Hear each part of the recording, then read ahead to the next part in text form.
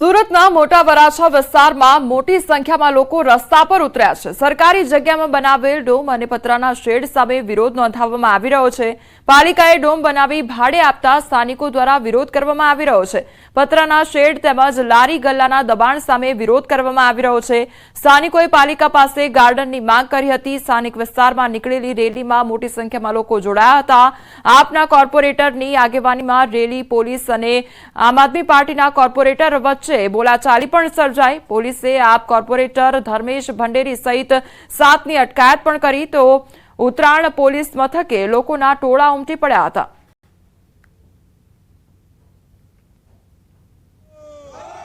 બધી society 50-60 society વાળાએ વિરોધ કર્યો છે કે ભાઈ અમારે અહીંયા ડોમ નથી જોઈતા, અમારે અહીંયા વાચનાલય જોવે છે, બરાબર છે, પછી ગાર્ડન જોવે છે।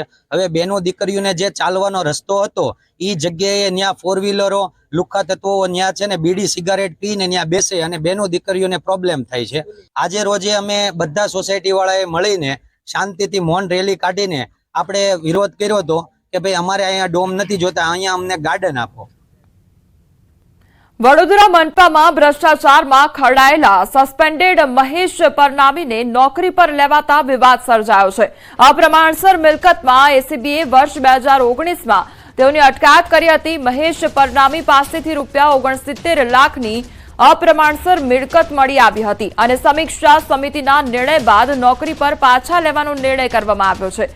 વિશ્વામિત્રી પ્રોજેક્ટ અને ટ્રાન્સપોર્ટ નગરના કામની જવાબદારી સોંપવામાં આવી છે। ભ્રષ્ટાચાર કરવામાં જાણીતા અધિકારીને જવાબદારી સોંપતા અનેક સવાલો ઉદ્ભવી રહ્યા છે।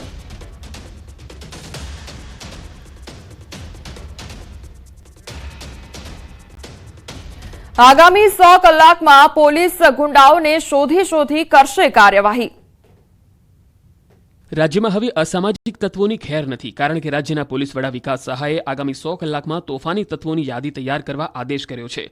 રાજ્યમાં કાયદો અને વ્યવસ્થાની સ્થિતિને વધુ મજબૂત બનાવવાના ઉદ્દેશ્ય સાથે ગુજરાતના પોલીસ વડા વિકાસ સહાયે એક મોટું પગલું ભર્યું। તેમણે આગામી 100 કલાકની અંદર રાજ્યભરના તમામ અસામાજિક ગુંડા તત્વોની યાદી તૈયાર કરવા માટે આદેશ આપ્યો।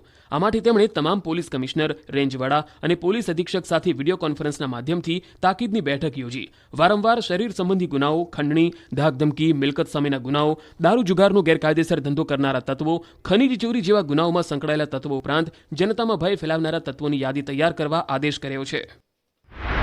ખંડણી વિરાવણી હોય એ તમામ પ્રકારના અસામાજિક કૃત્ય કરનાર વ્યક્તિઓની યાદી દરેક પોલીસ સ્ટેશનમાં આવતા 100 કલાકમાં તૈયાર કરવા માટે